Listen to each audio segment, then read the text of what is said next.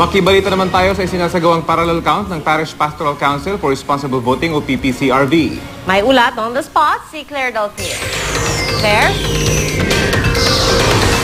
Pia, pansamantala munang hininto yung updating para dito sa unofficial count ng PPCRV at KBP para sa election 2013. Ito ay upang bigyang daan ang misa na ginagawa ngayon dito sa loob ng PPCRV Center na pinangunahan ni Bishop Bacani. Pero as of 11 o'clock, ito yung pinakahuling update na ginawa dito.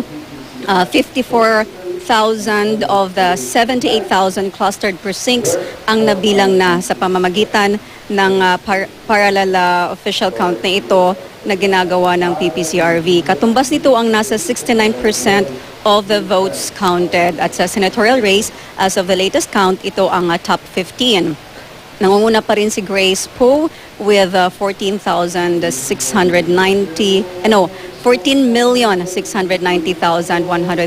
votes o mahigit 1 milyong botong lamang sa katunod niyang si Loren Legarda na may 13,446,906 votes.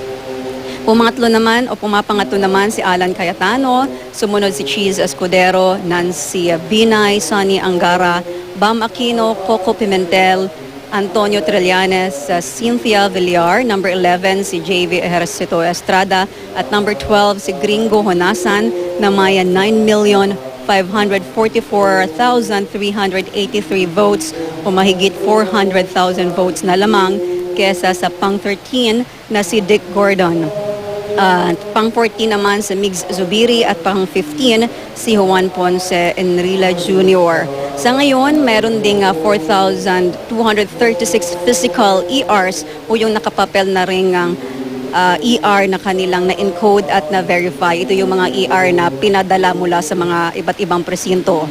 Ikinatuwa rin ng PPCRV ang desisyon ng COMELEC na bigyan sila ng authority na ipagpatuloy ang unofficial count parallel sa official canvassing ng COMELEC. At ito ang panayam natin ni Anne Villasingson ng PPCRV. And I'm personally very happy about this because it allows full transparency, no, for not just for the candidates but especially for the voting public. Pia at Rafi, isang oras itong gagawing misa at after that, inaasahan natin babalik muli ang every 20-minute update na ginagawa nila rito. Back to you, Rafi and Pia.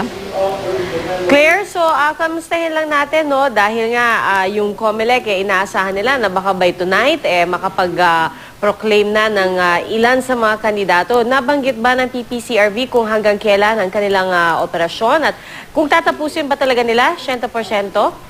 Yes, diba dati yung kinagawian dito pag nagsimula na yung official canvassing ay hihinto na yun dito. Pero sa ngayon daw, the last kumbaga ang advice sa kanila is ipagpatuloy pa rin yung kanilang unofficial count dito and wala naman daw silang natanggap na advice na hihinto nila ito kung may certain number of votes kung saan kung kailan nila ihihinto ito. So ang expectation is they will continue to do the parallel unofficial count here until there is further notice from the COMELEC.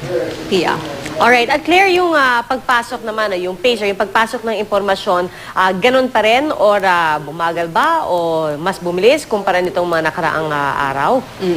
It starts to crawl ng araw, and this is the usual thing daw na nangyayari.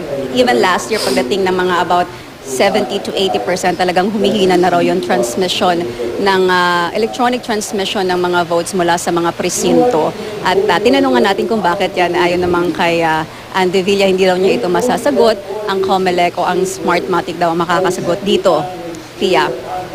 Maraming salamat, Claire Delphine.